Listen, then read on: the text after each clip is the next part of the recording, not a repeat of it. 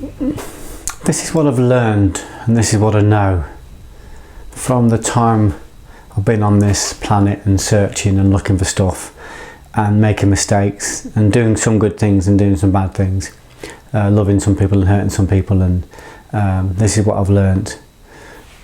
There is potential for everybody.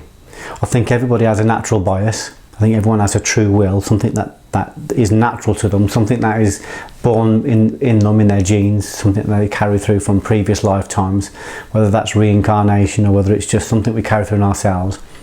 We all have an authentic self. We all have a true will, a natural bias, something that we're naturally good at. I was always very natural at writing.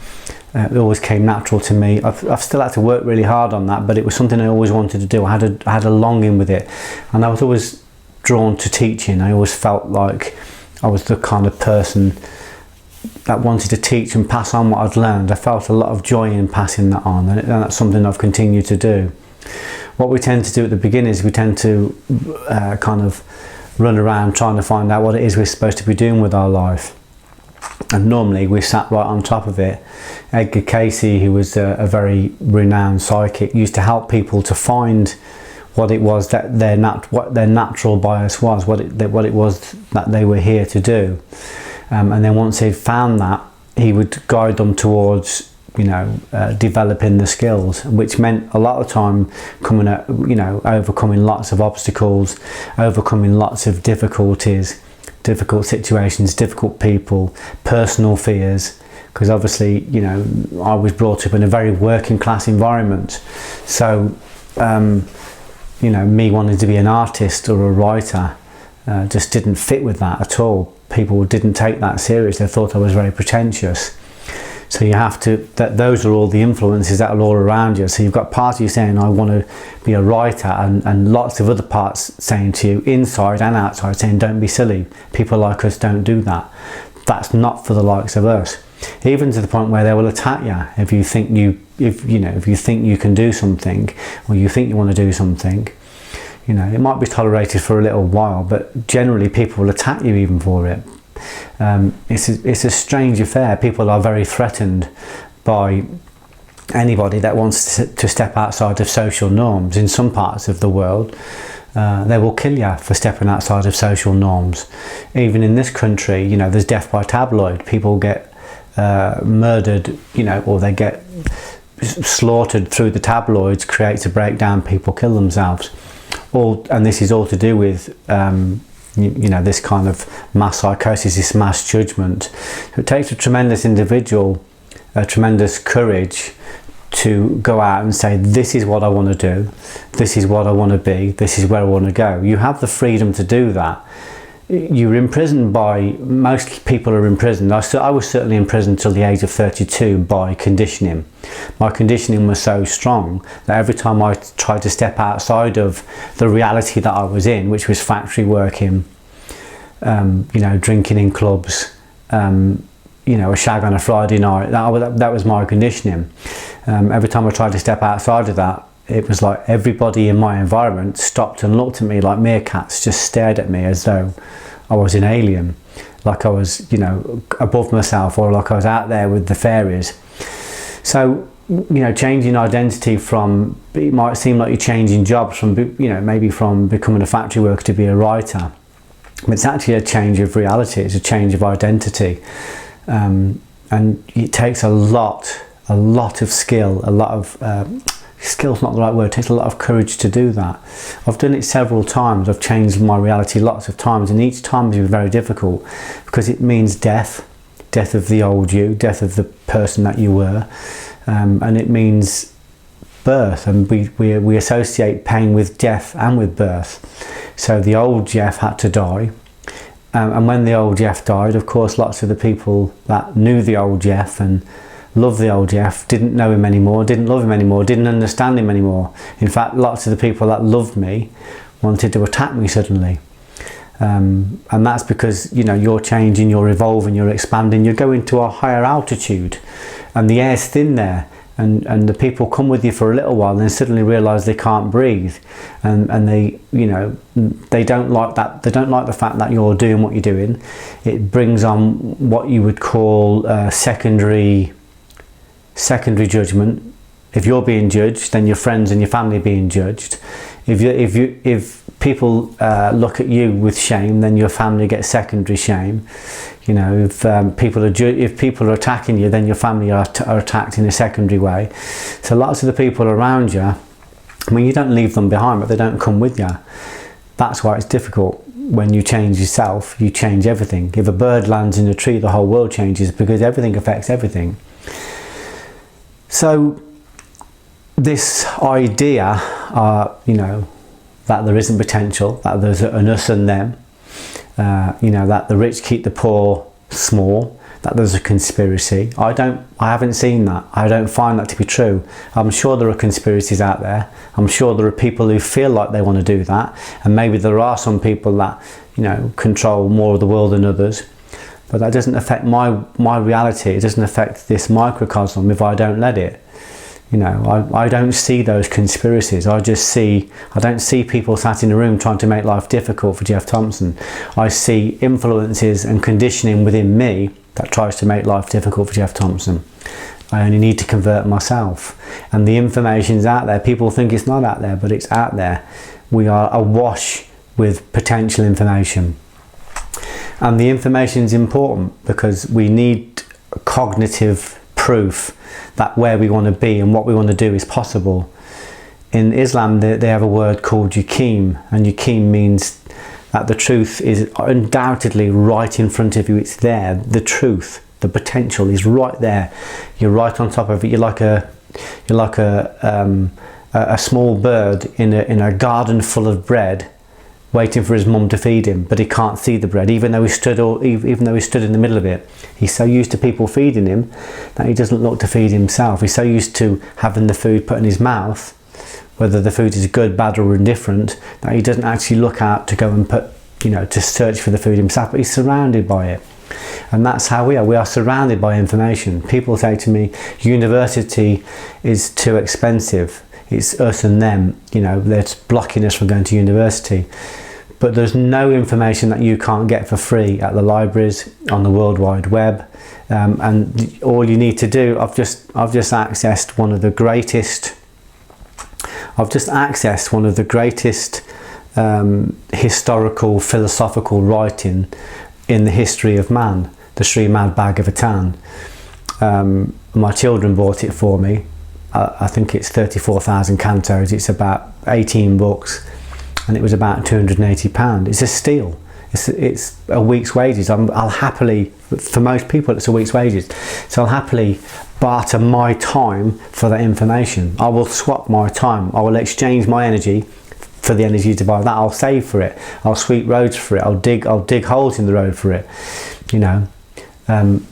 That information is there, but there's also, you could get most of the information online free. I'm pretty sure there are places where you can go online and get the information where people are offering it for nothing. Even if you just go on my site, there's hundreds of hours worth of articles, the elixir of my own experiences offered on there for free. The information is there. There's nothing stopping you from becoming a world-class anything if you have the natural bias towards that, you have the will to do it, and you have the open-mindedness to know that if you want to learn and you want to grow, nothing can stop you. You will find a way. What I found with people is not that. What I found with people is that the danger is that they don't know this. It's not that the information's not there, and that they can't access the information or they can't access the learning. That it is there, they just don't know it's there. They're so conditioned to believe it's not there that they don't see it. Certainly in this country, you know, and the world is expanding all the time, you know, we can access any information. The word yaqeen means the truth is undeniably right in front of you. But yaqeen breaks down into three levels: the intellectual level, the visionary level, and the actual doing. The intellectual level is that, for instance, if I wanted to be a writer, and my environment says to me, people like you don't become writers. It's not for the likes of you. My conditioning said that's not possible. So I get the cognitive proof that that's true by reading about other people like me, working class background, no particular massive education, who have become writers. I read about it. I read about it a lot. I read about lots of people. They're out there. There's a lot of people out there creating and doing amazing things from very ordinary backgrounds. So you read about it. So intellectually, I know it's true. It's possible. That's the first level of your keen. The second level is where you start to use pure imagination and you see yourself as a writer, you see yourself as a painter, you see yourself as a healthy person, you see yourself as a wealthy person, whatever it is you want to see. You create from wherever you are, whatever it is you want to create. You see yourself. You have to visualize yourself and imagine yourself. You have to almost put yourself into an avatar and live that three-dimensional life you want to live in your imagination. You have to see it to the point where it's so real that eventually it tips over. And of course, in the meantime, as you're intellectually seeing it, intellectually reading about it and visually seeing it, you're doing the work. You're doing the apprenticeship. You're sitting down. You're using your very powerful will to sit and write the book. That's what I did. I sat down. I wrote the book. I found somebody that could type it. I learned how to access publishers by buying the Writers and Artists yearbook. I educated myself in the world of publishing. Then I sent it off. I got refusals and rebuttals. I used that to develop my character. I started to visualize it more and more till eventually I had a book in front of me that was published by somebody. And when I looked at the book, I had undeniable proof right in front of me that it's possible. It is possible. Nobody will tell me it's not possible because I know it's possible because I've done it. That's what we need to do with everything. If we want proof that it's real, get the intellectual proof, get the visionary proof, see yourself, because it's very difficult to see yourself doing something if you don't believe you're worth it. It's very difficult to see yourself being successful if you don't feel worthy. It's very difficult to achieve anything if you can't see it. So you practice seeing it, and all the time, as Anthony Robbins says, massive work ethic. Do the work. I remember once writing 6 books in 1 week. Now they weren't literary classics, they were martial arts books. It was a ground fighting series, and there was lots of stuff in it repeated. There was lots of similar things like stances and that were the same. Whether you're talking, talking about the throws and takedowns of judo or wrestling, or the throws and takedowns of sambo, there was lots of similarities. So there was lots of repeated stuff. But I managed to piece together 6 books, a volume of 6 books, and I was working day and night. But I achieved that, but because I knew it was possible. Once I published 1 book, once I had literal truth that it was possible, once I published 1 book, it was easy for me to publish 40 books. Once I hit the Sunday Times bestsellers once, it was easy for me to hit the Sunday Times bestsellers again. Once I was BAFTA nominated once, it was easy for me to get a BAFTA nomination again and win a BAFTA, because you understand what you do. It cannot come without the work ethic. But you've also got to get the intellectual proof around you that it's possible. If you think it's impossible, you'll probably keep, if you think it's impossible to have money, you'll probably keep losing money. And you'll keep pushing money away, and you'll keep telling everyone how unlucky you are with money. So it's really important that you recognise that the information is there. It's being placed in front of you every single day. You think it's not there, and the sure sign that you're on the wrong path is when you attack people that offer the information. Oh, it's offering it too dear, it's too expensive, there's too much money, it's us and them, it's elitist. It's a small way of thinking. Don't think small. The information's free. Everything I do on my courses, I do everything from put stuff out for free to do kind of £4,000 courses, depending on how serious someone is about their personal development. But the information is there free anyway. I put it online, it's free. You can go online now and get all of the Bibles free. They'll be online somewhere. You can go into the libraries. You can go into London and you can see the works of Blake, the original works. You can see the original etchings. You can see Milton, the original works. It's there. The information is there. It's available. You can't let yourself think that it's not available. It is available. You just have to have an open enough mind and a strong enough will to go towards it. Why don't we go towards it? Why do we attack it? Because knowledge of who we really are, of what we really are, of our potential frightens us. It frightens us because we know deep down that we are connected to God. We are the Imam, we are the priest, we are the shaman, we are the rishi, you know, we are the Atman, we are the Brahman, we are the troubadour, we are the song. We're all of it. If God is omniscient and omnipotent and omnipresent, then we are part of that. And the big thing for us is to recognize that. We don't do ourselves any favours when we live in the shadow of other people, and when we live in the shadow of old conditioning, when we live in the shadows of our own fear. You know, we need to be, as Jesus said, we need to be a city on a hill. We need to be bright. We need to be visible. We are the salt of the earth, you know. It's there for us. It's there for all of us. It's there for everybody. There's no doubt about that. I have no doubt in my mind. I don't access it all myself sometimes because I'm still afraid. I'm still afraid of tripping up on my own potential. I'm still afraid of looking and thinking, that's me. I can do that. I can achieve that. So to develop your intuition, it's really good to get into Qigong, Tai Chi, meditation, transcendental meditation. Any meditation is good to get you connected to intuition, get you connected to God. There's lots of good stuff out there. There's a great book by a great filmmaker called Catching Big Fish. His name will come to me in a minute, hopefully.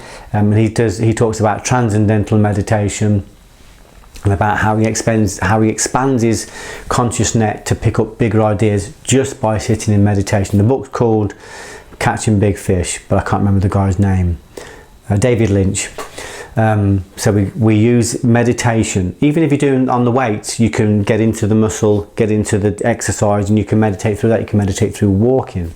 There's lots of ways you can meditate. So intuition is really important if you want to pick up these messages. And expand your conscious net, expand the second self, expand your core beliefs. Education is really important as well. It's good to read a lot and read varied stuff. Don't take yes for an answer. You know, don't take anybody's word for it. Read all the different Bibles. Look at them. They're full of wisdom. So it's really important to meditate. It's really important to educate yourself, and it's really important to develop a very strong will. You need a powerful will.